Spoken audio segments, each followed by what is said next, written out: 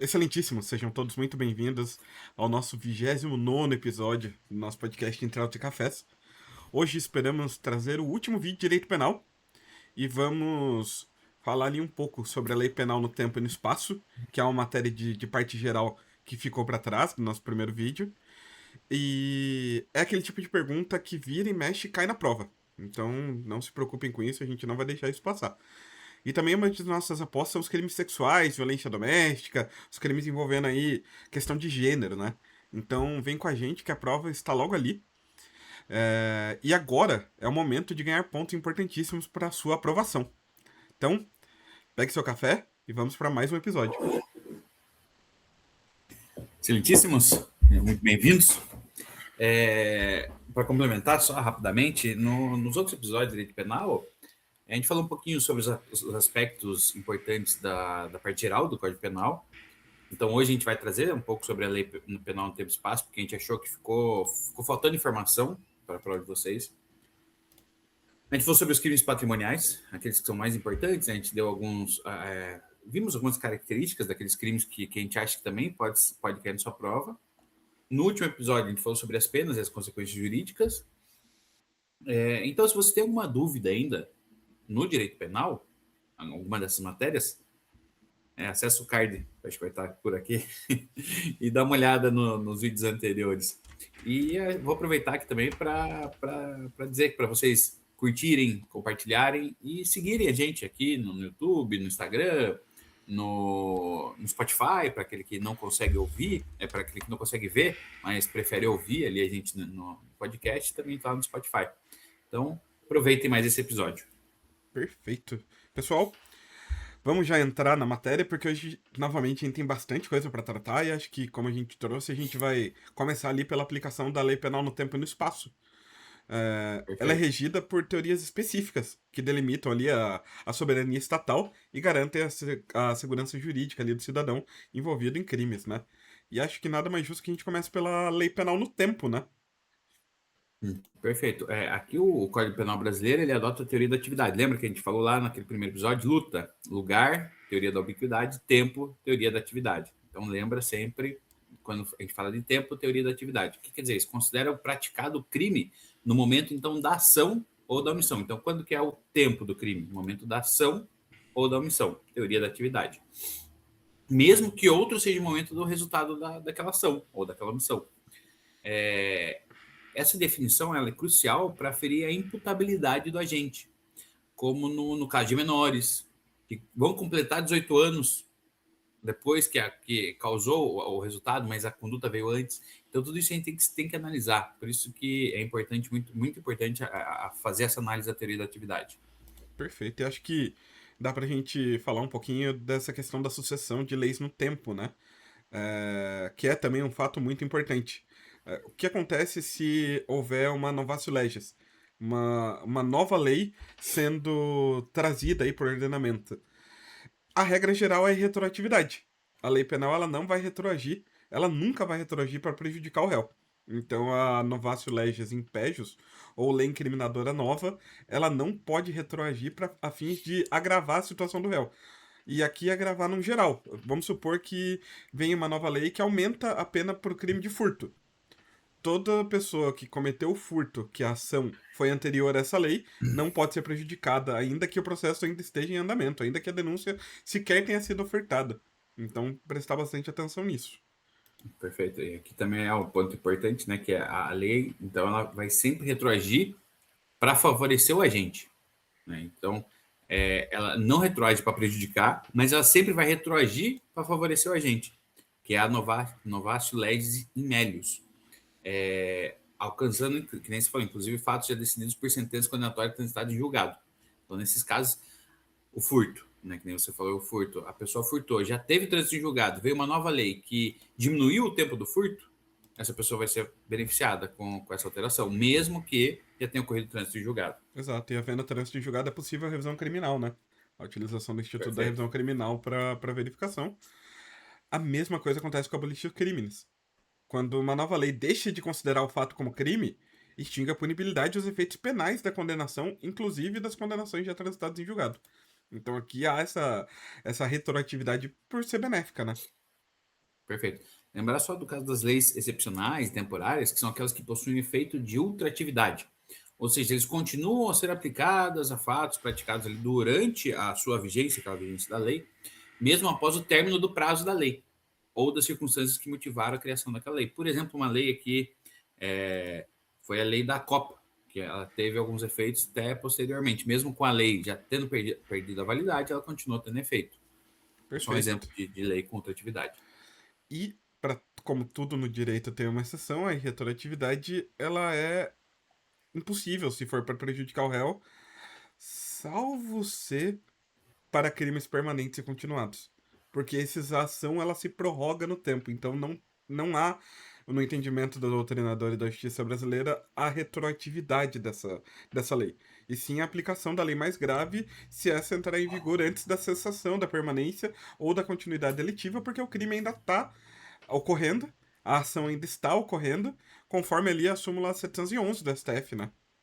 Perfeito. A súmula 711 da STF ela vai falar que a lei penal mais grave ela aplica-se ao crime continuado ou ao crime permanente se a sua vigência é anterior à cessação da continuidade da permanência, que você falou. Então, lembrar sempre da súmula 711 da STF. Então é uma exceção que não é bem uma exceção, né? A exceção seria se houvesse uma possibilidade de retroagir. Não há possibilidade de retroagir. O que acontece aqui é que o crime se prorroga, se posterga até a entrada em vigor dessa lei nova prejudicial, né? Perfeito. Então vamos falar. A gente passou então rapidamente aqui sobre a lei penal no tempo, aquilo que a gente achava que era importante trazer para vocês, e vamos falar então sobre a lei penal no espaço. Para que serve a lei penal no espaço? É para determinar o lugar do crime. Aqui, lembrando, o Código Penal vai adotar a teoria da ubiquidade, ou também denominada teoria mista. O que quer dizer isso? Quer dizer que considera praticado o delito no local da ação ou da omissão, ou também no local onde se produziu o resultado. Então, diferente da teoria do tempo, que é a teoria da atividade, a gente leva só em consideração a sua omissão, aqui a gente vai levar em consideração a ação, omissão e também o local onde produziu ou deveria se produzir o resultado. Perfeito. E a gente tem aqui alguns princípios, né? Que a gente não conseguiu tratar com tanta profundidade e a gente quer tratar agora. Acho que o primeiro deles é da territorialidade mitigada, que é a regra geral, né? O artigo 5º. Aplica-se a lei brasileira aos crimes cometidos no território nacional, mas ressalva-se a aplicação de convenções, tratados e regras de direito internacional, como ali a imunidade diplomática. Então, tomar cuidado com isso. Nesses casos, por exemplo, aqueles crimes que são praticados por estrangeiros aqui no país, mas eles têm tem uma convenção, algum tratado, alguma regra de direito internacional, por exemplo, os diplomatas, eles vão responder no país deles, então tem todas essas questões. Também o território por extensão. O que quer dizer o território por extensão? Que vai considerar o território brasileiro, é considerado como território brasileiro que as embarcações, as aeronaves públicas brasileiras, onde quer que elas se encontrem, e também as aeronaves públicas privadas, quando elas estiverem em alto mar ou espaço aéreo correspondente. Então, embarcação e aeronave pública, onde quer que se encontrem. Então, mesmo que em solo de outros países, considera-se brasileiro, território brasileiro. Extensão. E as privadas, quando em alto mar ou espaço aéreo correspondente, se entrarem efetivamente no território de alguma outra nação, vai considerar crime cometido lá, né? Perfeito. A gente tem também o princípio da extraterritorialidade, né? Que é a aplicação da lei brasileira a crimes cometidos no estrangeiro. E ela vai se dividir ali em três possibilidades, né? A incondicionada, a condicionada e a hipercondicionada. Para a incondicionada, a lei brasileira aplica-se independentemente de qualquer condição. Ou seja, crimes contra a vida, liberdade do presidente, genocídio por brasileiro ou domiciliado no Brasil. Então, aqui a gente tem algumas questões que vai se aplicar independentemente de qualquer condição, vai se aplicar a lei brasileira para esses crimes cometidos. Perfeito. Já condicionada, ela vai exigir o preenchimento de requisitos cumulativos, como o ingresso do agente no território nacional, de ser o fato punível também no país onde ele foi praticado. Exemplo, aqueles crimes praticados por brasileiros no exterior, que às vezes lá não é considerado crime, mas aquele pode ser considerado crime. Então, também não pode ser punido nesse caso. Exato. Por exemplo, um brasileiro que vendeu maconha em Amsterdã. Tecnicamente, Lá não lá é não é crime. crime. Não sendo crime, ele não vai poder ser penalizado aqui Se por for tráfico. legalizado ali, né? Se tiver tudo dentro da lei ali de Amsterdã, né? Exato. É válido. E a gente tem também a extraterritorialidade hipercondicionada, que vai ser aplicável a crimes de estrangeiros contra brasileiros fora do Brasil, exigindo, além das condições comuns, a requisição do Ministro da Justiça. Perfeito. Então, além do preenchimento de vários requisitos, a requisição do Ministro da Justiça é mais um. Por isso ela é hipercondicionada. Perfeito. A aplicação da lei penal no tempo e no espaço envolve regras específicas sobre a soberania nacional. De regra, né, o Brasil tem soberania nacional e também a proteção aos direitos do réu. Então a gente vai trazer alguns pontos também que são interessantes para a gente falar para vocês sobre tanto a aplicação da lei penal no tempo quanto no espaço. Perfeito, acho que dá pra gente começar aqui pela extraterritorialidade, né? A extraterritorialidade ela vai se consistir na aplicação da lei brasileira a fatos ocorridos fora do território nacional ou do seu território por extensão. Então, fora aqui do Brasil ou fora de aeronaves públicas, embarcações públicas ou privadas em alto mar. E ela vai se manifestar ali de três formas: de forma incondicionada, de forma condicionada e também de forma hipercondicionada, né? Acho que daí a gente acabou de falar, né? Só repassar rapidamente, porque aqui a gente está falando meio que geral. Ali, antes a gente estava falando da lei penal no espaço, né? Que a gente está falando do tempo e no espaço. Então, Uhum, as duas a gente utiliza isso daí. Então, rapidamente, a incondicionada, que a lei brasileira vai ser aplicada sem qualquer exigência adicional. A condicionada, ela vai depender da aplicação cumulativa de alguns requisitos, como, por exemplo, o autor vir para o Brasil e lá no país ser punível como crime. E a hipercondicionada, que é aqueles casos lá de crimes cometidos por estrangeiro contra brasileiro fora do Brasil. Então, além daquelas condições comuns, ele também vai exigir a requisição do ministro da Justiça. Então, isso daí vale tanto para a lei penal no tempo quanto para a lei penal no espaço, né? perfeito. E aqui, aprofundando um pouco, a gente tem a dupla tipicidade, né? Que é uma das condições obrigatórias para a aplicação da extraterritorialidade condicionada. Que é aquela ideia: para que o agente seja processado no Brasil por fato ocorrido no exterior, é indispensável que o fato seja punível também no país em que foi praticado. Essa é a questão da dupla tipicidade. E esse princípio também é fundamental em processo de extradição. O STF já negou extradição por terrorismo antes de haver lei brasileira sobre o tema por falta de dupla tipicidade. Então, Perfeito, é um requisito obrigatório, né? perfeito. A questão da lei mais benéfica. O princípio da retroatividade da lei penal benéfica é uma garantia constitucional. No artigo 5º, inciso 60 da Constituição. A, a lei posterior, de qualquer forma, ela vai favorecer o agente, ela vai ser aplicada a fatos anteriores, mesmo que já decididos por sentença condenatória transitada em julgado. Então, lembrar que ela sempre vai retroagir. O que acontece? Após o trânsito em julgado, a competência para aplicar a lei mais benigna é do juízo das execuções. Está lá na súmula 611 da STF. Então, quem que vai analisar isso daí vai ser o juiz das execuções. Você vai entrar com a revisão criminal e vai solicitar, então, a aplicação dessa lei mais benéfica. Lembrar que é vedada a chamada lex tertia, ou seja, aquela combinação de leis para extrair apenas as partes que são mais benéficas de uma lei e deixar a outra parte da outra benéfica, que é mais benéfica da outra lei. Então, não, a lei ela deve ser aplicada integralmente em seu conjunto, de acordo com aquela que for mais favorável ao caso. Não que seja totalmente favorável, né? Mas pegar o mais favorável, que for mais benéfico, e aplicar um todo, né? E Sim. acho que, só pra gente arrematar a questão do crime permanente com mudança legislativa, o crime permanente é aquele cuja consumação se prolonga no tempo por vontade do agente. Os exemplos clássicos aí é sequestro ou cárcere privado. E no caso de sucessão de leis durante a prática desse crime, vai se aplicar ali a súmula 711 do STF que a gente trouxe mais para trás.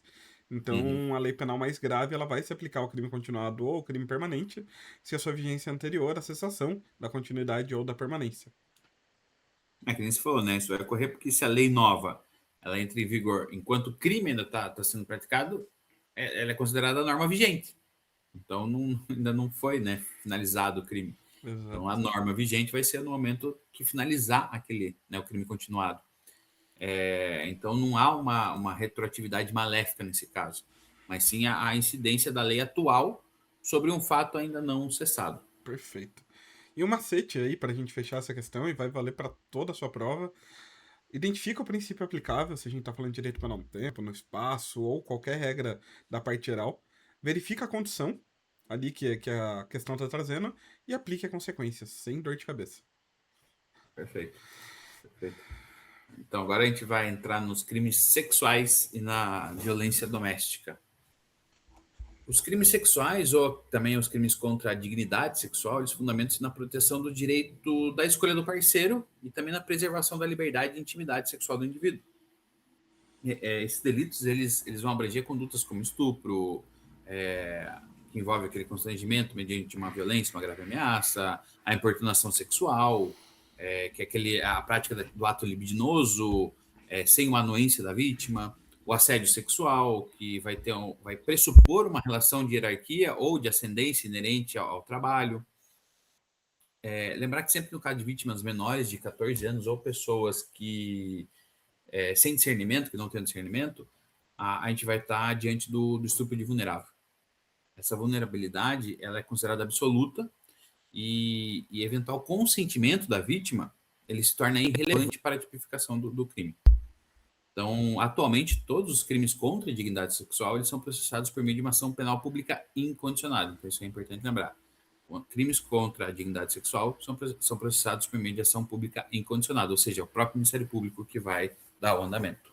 Perfeito. E, por outro lado, na violência doméstica e familiar contra a mulher, são crimes conceituados pela Lei Maria da Penha, a Lei 11.340 de 2006, como qualquer ação ou omissão baseada no gênero que cause morte, lesão, sofrimento físico, sexual ou psicológico, além de dano moral ou patrimonial. Então é uma lei bastante ampla e, para sua configuração, a lei estabelece 3 âmbitos de ocorrência.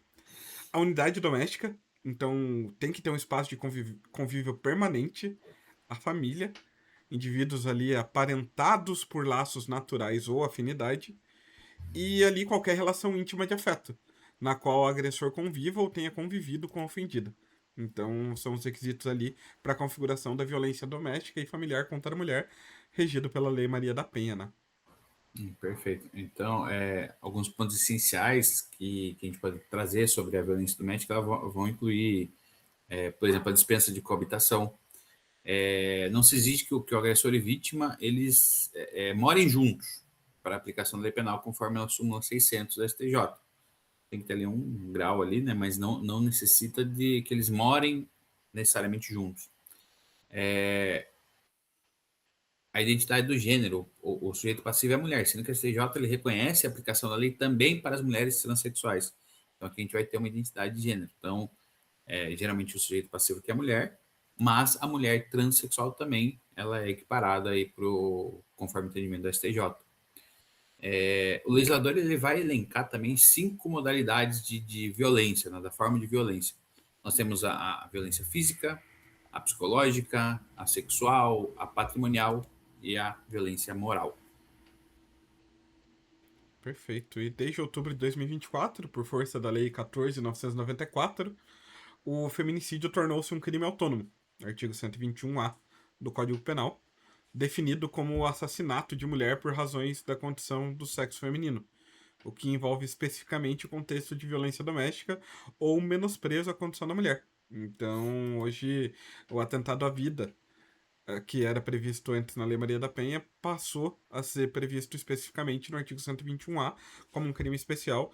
Então, aplica-se aí o feminicídio em casos de tentativa ou efetivamente morte de mulheres no ambiente doméstico. Perfeito. E é proibida, né, a substituição da pena de prisão, como a gente trouxe no episódio passado, por penas de cesta básica ou prestação pecuniária, bem como a aplicação isolada de multa em caso de violência contra a mulher. Então não se troca o cumprimento de uma pena por dinheiro, por questão Perfeito. financeira em crimes envolvendo a mulher, né? Esse atentado contra a mulher. Perfeito. Acho que agora cabe a gente entrar em algum ponto específico, em especial aqui, que é uma aposta, que é o estupro de vulnerável, porque ele cai, né? Tem muitas questões. Não me recordo se ele caiu nas últimas, mas eu sei que ele vem em uma prova sim, uma prova não, então é algo que sempre está aí, tá sempre em alta. O crime de estupro de vulnerável está previsto lá no artigo 217-A do Código Penal.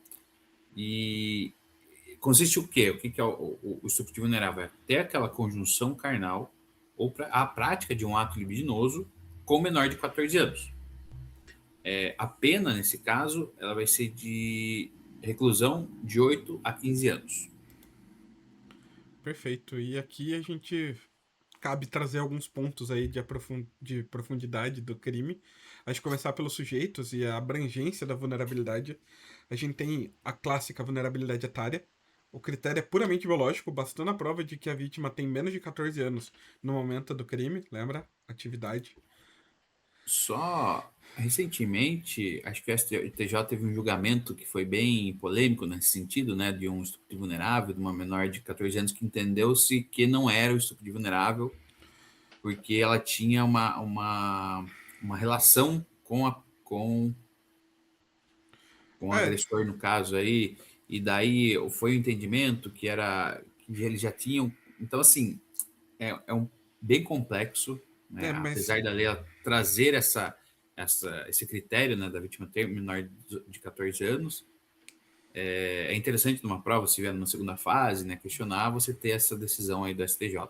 é uma decisão isolada, né? Em regra, o STJ considera que esse critério não há qualquer justificativa plausível para afastamento desse critério objetivo. Teve realmente julgado, inclusive, parece que eles já eram namorados, havia consentimento dos pais, era Tinha uma. tudo Eu não vou me voltado, né? recordar ao certo, eu lembro que teve um. Mas para prova objetiva, leva o critério biológico, que é o critério legal, bastando a prova de que a vítima tem mais de 14 anos, 13 anos, 11 meses e 29 dias, já é suficiente para a existência do crime, né, para o cometimento do crime. Lembrando que para ser crime, o agente cometedor tem que ter mais de 18 anos, porque senão vai ser processado pelo ECA, né? Um fato É um análogo. Então, isso. aqui a gente tá falando de uma pessoa com mais de 18 anos mantendo relação sexual com uma pessoa com menos de 14. Então, para a existência do crime, esses dois requisitos têm que estar presentes. Existe ali a vulnerabilidade por outras causas do parágrafo primeiro, né? Que vai incorrer na mesma pena quem pratica os atos com pessoa que, por enfermidade ou deficiência mental, não tem o necessário discernimento para a prática do ato. Ou que, por qualquer outra causa, e aqui entra o coma, uma sedação, uma embriaguez completa, não possa oferecer resistência. Perfeito. A gente tem que identificar a diferença do abuso e uma liberdade sexual. A lei aqui ela vai visar punir o abuso, é considerado abuso. Pessoas com graus leves de deficiência que possuam discernimento, que possam exercer sua liberdade sexual, vão poder, né, praticar o ato sem que isso seja considerado um crime automaticamente, mas vai depender, né, da forma como se dá. Se não tem esse abuso também, né? Se tiver esse abuso, então ele vai considerado um crime. Agora, mas ela também, se ela tiver esse discernimento leve e ela tiver, né, tiver consentimento, não é considerado abuso. Que envolve a liberdade sexual. Exato, e até em respeito ao Estatuto da Pessoa com Deficiência, né? Que quebrou aquela ideia da incapacidade total para a vida civil, da incapacidade de qualquer tipo de escolha, né? Então, é realmente respeito, Para mas, casar, né? Antigamente tinha essa questão, né, do casamento, que agora tem também essa liberdade, né? exato, para você ter isso vedado, você tem que ter uma justificativa plausível e isso fundamentado numa possível interdição, né? Então, mudou bastante.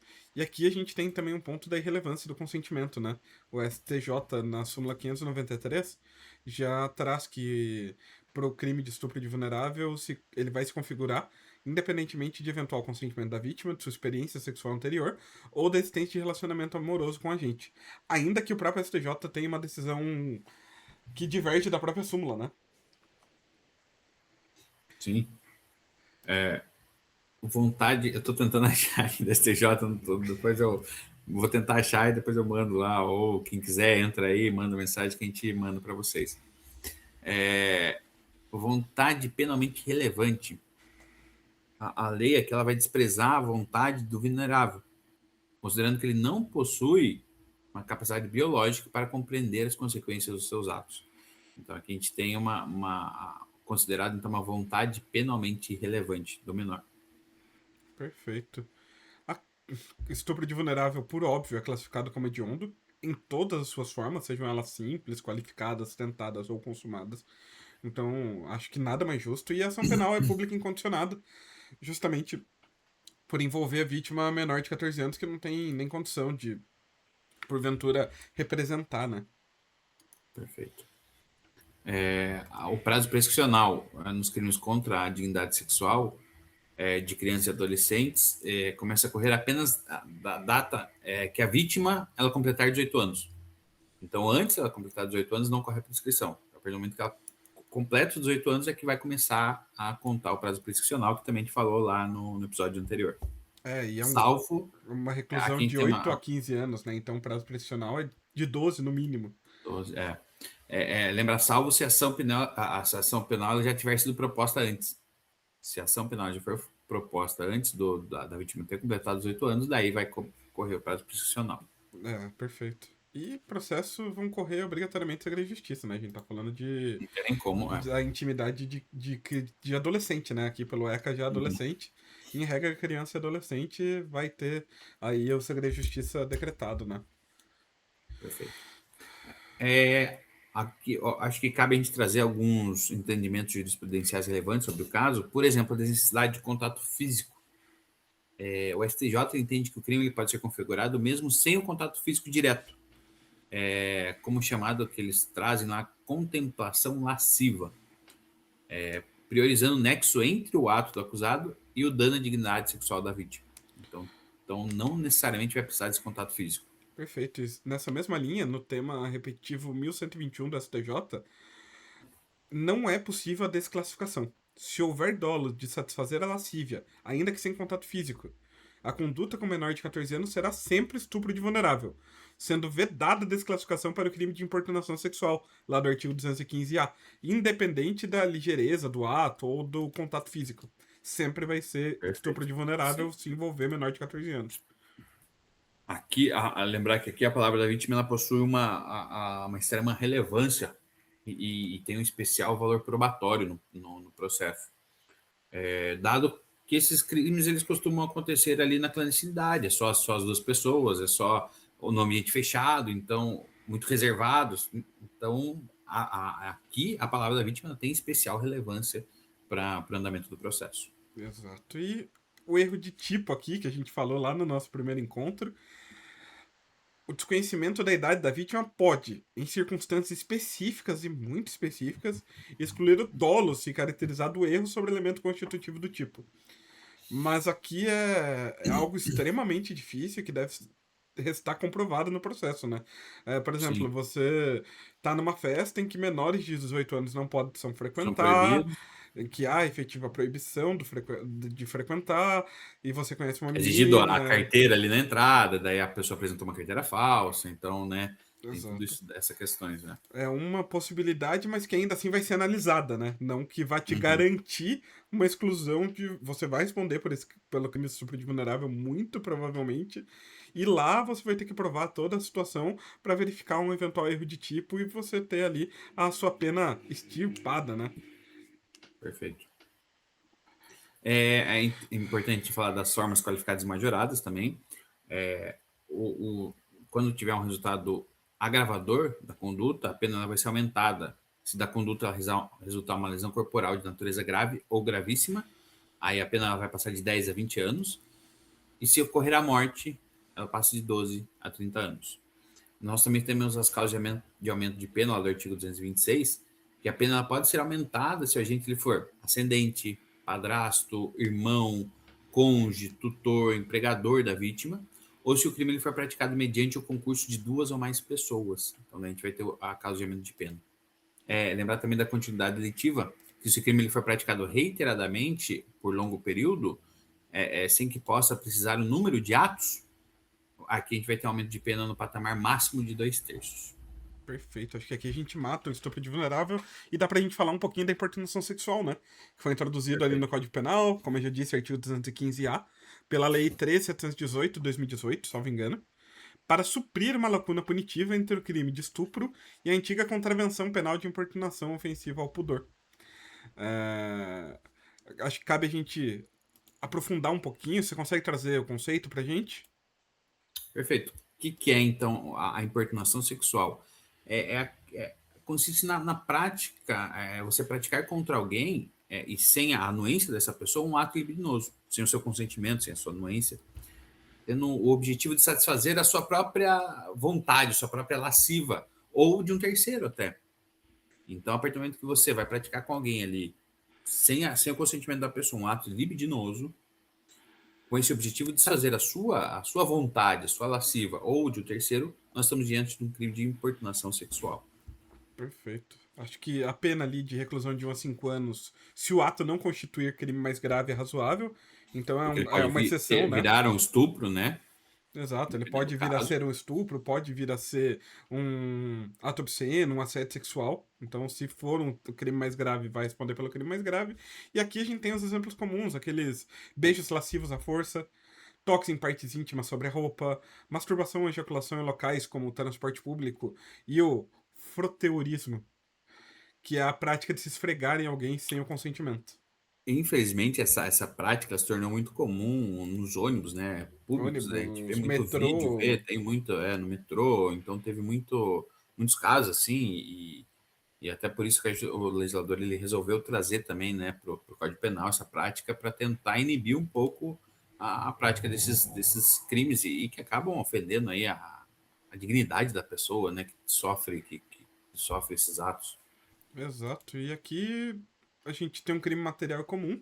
Ele vai se consumar com a efetiva prática do ato libidinoso e pode ser praticado por qualquer pessoa, contra qualquer pessoa. Então é um crime bicomum. Tem como elemento subjetivo o dolo e o especial fim de agir, que é a intenção de satisfazer o desejo sexual, ali a lascívia, própria ou de terceiro, então toma cuidado com isso. E aquilo que você falou, né, é um crime subsidiário, ele só vai ser aplicado se a conduta não configurar um crime mais grave. Se houver uma violência física, uma grave ameaça para forçar o ato, pode ser considerado, então, por exemplo, crime de estupro. E é possível a tentativa, né? Ela teoricamente é possível, por ser um crime plurissubsistente, pode ser fracionado em vários atos, embora de difícil verificação na prática, né? Quem que vai Sim, saber é que muito você tentou. difícil você cometer um ato ali, né, de importunação sexual sem ter praticado. Então, é meio complexo, A mas às vezes exteriorização, ali né? você tá, né, a pessoa tá tirando ali o membro para fora, ainda não começou a praticar, mas ele já tá naqueles atos preparatórios, então pode ser considerado aí uma tentativa. Tenta puxar para um beijo forçado, talvez, e a pessoa se esquiva, consegue evitar, pode ser considerada uma Consegue se tentativa. esquivar, vai tentar tocar na pessoa, ela consegue se esquivar, então pode ser considerado uma tentativa. Perfeito. A gente é uma ação, é um crime de ação penal pública incondicionada, então o Ministério Público vai poder processar o autor independentemente da vontade da vítima. Por ter pena mínima de 1 ano, admite a suspensão condicional do processo e a adoção do acordo de não persecução penal, desde que preenchidos os demais requisitos legais. E, da mesma forma, ele vai ser. Ele não retroage, né? É uma novatio legis impégios, uma lei nova mais grave, uma lei penal nova mais grave. Então, ela não pode retroagir para punir fatos ocorridos antes de 25 de nove de 2018, que foi a data da sua publicação em vigência. Perfeito. A gente separou aqui algumas distinções importantes para trazer para vocês, para trazer a diferença, né, da importunação com um ato obsceno, com estupro de vulnerável, com assédio sexual. Então, por exemplo, contra o ato obsceno, qual é a diferença? No ato obsceno, a gente ele pratica o ato sem um alvo específico. Por exemplo, ele vai ficar nu ali na praça. Então a pessoa fica ali pelada ali, sai andando pelado na rua. Não é um alvo específico. Então ela está praticando um ato obsceno. Na importunação sexual, o ato ele vai ser direcionado a uma vítima determinada. Então essa é a primeira diferença entre a importunação sexual e o ato obsceno. Na questão do estupro de vulnerável, a gente já trouxe o repetitivo 1121 do STJ. Se a vítima for menor de 14 anos, a conduta será sempre estupro de vulnerável, sendo vedada a desclassificação para importunação sexual, mesmo que o ato seja considerado ligeiro, superficial, independente do que for. Perfeito. E já agora na questão do assédio sexual, o assédio sexual exige uma relação de hierarquia, uma relação de ascendência profissional. Então a importunação sexual ocorre independentemente de qualquer vínculo entre as partes. Então essa é a diferença. No assédio vai ter essa relação, né, de hierarquia e ascendência, e já na importunação sexual não tem esse vínculo entre as partes. Perfeito. Acho que pra gente fechar os crimes sexuais, vamos falar um pouquinho, aproveitar o gancho para falar um pouquinho do assédio, que está previsto lá no 216A do Código Penal. Foi introduzido pela Lei 10.224 de 2001, então é um crime já bastante antigo, previsto no Código Penal, e consiste na conduta de constranger alguém com o intuito de obter vantagem ou favorecimento sexual, prevalecendo-se o agente de sua condição de superior hierárquico ou ascendência inerente ao exercício de emprego, cargo ou função. Então, Perfeito. Aqui, o núcleo do tipo ele é constranger. No contexto penal, o que significa esse núcleo constranger? Ele significa ele compelir ou retirar a liberdade de autodeterminação da vítima. Ou seja, a vítima ela não consegue se livrar desse constrangimento. No assédio, isso se manifesta como um ato de molestar, perturbar, intimidar. Aqui um exemplo clássico é condicionar uma promoção a uma satisfação sexual do chefe. perfeito. É um crime formal, então ele vai se consumar com efetivo constrangimento, sendo irrelevante para a tipificação se o agente consegue ou não obter a vantagem sexual pretendida. Se o ato sexual ocorrer, haverá mero exaurimento do crime. Perfeito. Aqui, né, quando a gente fala do assédio sexual, é imprescindível que a conduta ocorra no âmbito das relações laborais. Assédios fora do ambiente laboral, sem esse vínculo de hierarquia ou ascendência profissional, eles não vão se enquadrar no artigo, no tipo penal do assédio sexual. Perfeito. Aqui a gente está falando de um crime bipróprio, né? Classificado assim, pois exige qualidade especial, tanto para o sujeito ativo, que deve ser superior hierárquico ou ter ascendência, quanto do sujeito passivo, que deve estar em posição de subordinação ou dependência profissional. Perfeito. Lembrar que o sexo e a orientação sexual das partes para o crime de assédio sexual, eles são irrelevantes. O crime ele vai poder ocorrer até, inclusive em relações heterossexuais, homossexuais, então não importa. Aqui o que importa é você ter ser o superior e utilizar esse cargo para ter para ter esse proveito sexual aí. Mulher para homem, homem para mulher, homem para homem, mulher para mulher, independente, né? Sim. E aqui, tradicionalmente, não se cogitava assédio sexual entre professores e alunos por falta de hierarquia funcional. Contudo, em 2019, o STJ decidiu que é possível configurar o assédio nessa relação, pois a ascendência do docente, do professor sobre o aluno, é inerente à profissão, já que o professor interfere diretamente em avaliações e aprovações. Então hoje. É um caso bem complexo, né? Exato. Foi ali uma interpretação um pouco além, mas razoável do STJ, e agora, havendo assédio ali de professor para aluno, vai ser considerado o assédio dos 216A do Código Penal. Perfeito. Lembrar que também aqui no caso dos empregadores domésticos, também esse vínculo entre patrão e empregado doméstico, ele vai ser apto a configurar o crime de assédio sexual.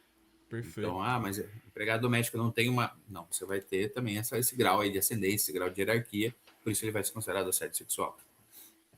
Causas de aumento e a vedação que a gente já trouxe. A vítima menor de 18 anos, a pena vai ser aumentada em até um terço. Então, vítima menor de 18 anos, mais um terço de pena. Se for vulnerável ou menor de 14 anos, lembra, conduta será enquadrada como estupro de vulnerável. Aqui é uma vedação, não vai se aplicar o assédio em hipótese alguma. Outro ponto importante é que lembrar que desde a Lei 13.718 de 2018, todos os crimes contra a dignidade sexual, incluindo o assédio, eles são de ação penal pública incondicionada, ou seja, o Ministério Público é que vai entrar com a ação. Lembrar que também os processos que apuram esse crime, eles correm obrigatoriamente sobre o segredo de justiça, justamente para preservar a identidade da vítima. E aqui acho que cabe só a gente fazer a diferença para a importunação sexual, a gente já falou lá em cima, mas é bom a gente deixar sempre bem frisado, que no assédio, então, a hierarquia é elementar do tipo, eu tenho que ter essa hierarquia, e já na importunação, o ato libidinoso ele vai ocorrer sem qualquer relação de subordinação entre as partes, ou qualquer relação de conhecimento entre as partes, né, de uma parte conhecer a outra, independe. Perfeito. Pessoal, já estamos batendo aqui 40 minutos. Em 10 segundos batemos 40 minutos. Tem mais um crime que a gente queria tratar agora da Lei Maria da Penha, que é muito específico, que é o descumprimento de medida protetiva de urgência, que é um crime ali tipificado na Lei Maria da Penha, no artigo 24A, ali a Lei 11.340 de 2006 e foi introduzido pela Lei 13.641 de 2018. Acho bastante importante, é uma aposta bem legal para a prova de vocês. Se vocês nos permitirem Sim. aí ultrapassar mais alguns minutinhos, prometo que a gente vai Como de falar bem praxe, como rapidinho. virou praxe. Como eu disse, esse crime de descumprimento de medida protetiva de urgência, ele foi introduzido somente em 2018, e antes dessa inovação legislativa, o descumprimento era considerado um fato atípico, ou enquadrado apenas como desobediência genérica. Mas hoje ele possui regramento próprio e extremamente rigoroso, justamente para forçar ali seu cumprimento, né? Perfeito. O que consiste, então, o crime? É você descumprir uma decisão judicial, que foi deferida, que deferiu aquelas medidas protetivas de urgência previstas lá na Lei da Maria da Penha, que antes eram previstas, às vezes a pessoa descumpria e ficava por isso. Então agora a gente tem esse crime. Com o advento então, da Lei 14.994 de 2024, que está em vigor desde outubro de 2024, a pena ela passou a ser de reclusão de 2 meses a 5 anos. Trata-se, então, como a gente já viu lá atrás, da Novatio Legis Impédios, ou seja, essa pena mais grave ela vai só ser aplicada a fatos ocorridos após o início de sua vigência. Para aqueles descumprimentos anteriores, a pena era de detenção de 3 meses a 2 anos. E lembrando que anteriormente a 2018, não era nem essa pena de 3 meses a 2 anos, era aquela pena de descumprimento genérico se configurado. Se configurado. Então, era absurdo, a gente teve essa evolução e tá progredindo nessa evolução justamente para evitar, né? Porque tem muita gente que tem essa medida protetiva deferida contra e acaba descumprindo com uma facilidade como se não existisse, né? Esse descumprimento ele vai exigir o dolo, então a vontade livre e consciente de descumprir. E para a configuração do crime é indispensável que o agressor tenha sido previamente intimado da decisão que fixou as medidas. Então ele tem que ter conhecimento prévio, né? Acho que aqui é Lembrar justo que... ainda, né? Sim, com certeza. Lembrar que aqui, tanto homem quanto mulher, eles podem ser sujeito ativo, desde que eles tenham a medida protetiva. Então, se eles tiverem essa medida protetiva, eles podem ser sujeito ativo. O sujeito passivo aqui vai ser o Estado, que é o sujeito passivo principal, pois a ordem judicial desobedecida foi emanada do poder público. Então, aqui o Estado seria o sujeito passivo principal. A mulher protegida, ela é a vítima imediata, mas não necessariamente o sujeito passivo principal, que aqui se torna o Estado. Perfeito. É de natureza pública incondicionada, então o Ministério Público pode processar o autor independentemente da vontade da vítima, e é admissível tentativa, por ser um crime plurissubsistente. Ali, então, a depender do ponto da execução que a gente chegou, ele pode ser considerado um crime tentado e responder de igual forma. Perfeito. Nós temos aqui uma nuance que é interessante a gente falar, que diferente da regra geral do artigo 322 do Código Penal, no crime lá previsto no artigo 24A da Lei Maria da Penha, o delegado de polícia ele não pode conceder fiança. Quem vai poder conceder a fiança é só o juiz, é só a autoridade judicial, que ele vai ter essa prerrogativa após a lavratura do flagrante. Então, aqui é uma medida também interessante, o delegado ele não pode conceder a fiança, quem vai poder conceder essa fiança é o juiz. E aqui a gente tem uma exceção para a regra da prisão preventiva, porque o descumprimento de medidas protetivas é uma das hipóteses que autoriza a decretação da prisão preventiva do agressor, visando garantir a execução das medidas e a segurança da vítima, independentemente do quantum da pena do crime principal. Então, ainda que o crime principal não necessariamente vá decorrer uma prisão, você pode ser recolhido à prisão preventiva pelo fato de ele não ter cumprido as medidas protetivas. Buscando a proteção da vítima, né? Perfeito. Se o agressor ele descumprir a medida protetiva para praticar um crime mais grave, como por exemplo o feminicídio, a doutrina e a jurisprudência eles inclinam-se a entender que esse descumprimento, que o crime de descumprimento, ele funciona como um crime meio. Então ele vai ser absorvido pelaquela conduta mais grave, que é para evitar o bis in idem, ou seja, que vai punir o infrator 2 vezes pelo mesmo fato. Porém, falando do feminicídio, o descumprimento de medida protetiva de urgência, como proibição de aproximação e contato, constitui uma causa de aumento de pena de 1/3 até a metade no crime de feminicídio. Então, se houvesse a medida protetiva, não vai responder pelos dois crimes em concurso, mas vai ser uma causa de aumento que é muito mais grave, né? Porque aqui a gente tá falando de 2 meses a 5 anos. Lá a gente tá falando de um crime que começa Feminicídio com 10, de né? 12 a 30, né? 12 a É, 30, se não 12 me a engano. 30, 10 a 30, É. já é uma pena bastante alta, né? Então, e ainda vai aumentar mais um terço. Então, vai aumentar, se for 12 a 30, você pegar no mínimo, vai aumentar no mínimo 4 até 6 4 anos. anos. Sim, bastante. Tá certo, né? Aqui o legislador acho que foi muito bem assertivo, né, nessa questão, porque realmente tem que proibir, tem que coibir essas práticas. Exato, E a forma, uma das formas é você aumentando, né, a pena. exato. Vigência e extinção. As medidas protetivas, elas vigoram enquanto persistir esse risco à integridade da mulher. E lembrar que essas medidas, elas podem ser revistas a qualquer tempo. E lembrar também que o STJ. Famoso rebus sic stantibus.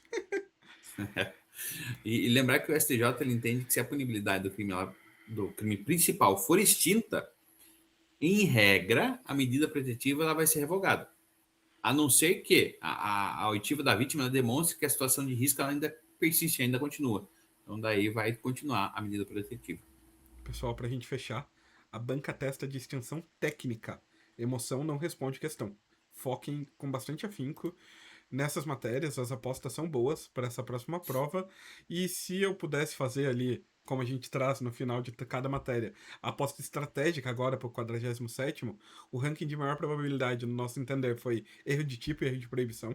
São questões que sempre caem, mas sempre questões práticas que você tem que identificar a existência ou não de erro de tipo e de proibição. Tentativa e desistência voluntária, lei penal no espaço, crimes patrimoniais, regime inicial e substituição, falando de penas e consequências, Maria da Penha e crimes sexuais.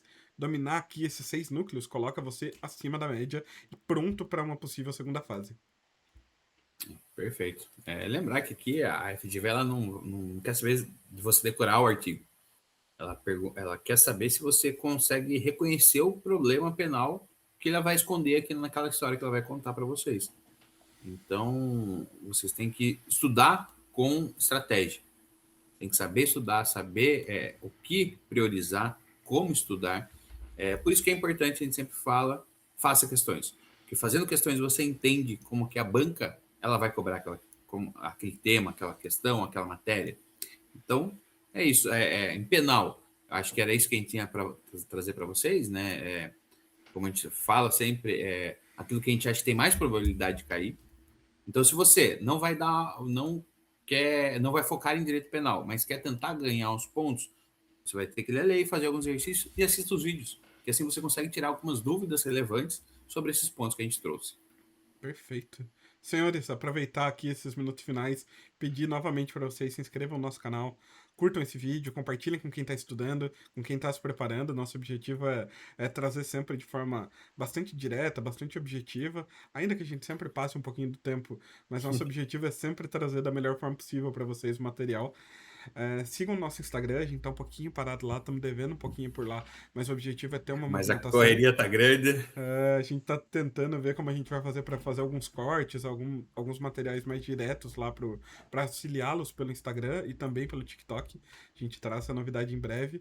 Gostaria de agradecer muito o tempo e a paciência de vocês conosco. Espero que o vídeo de hoje tenha contribuído muito para sua preparação.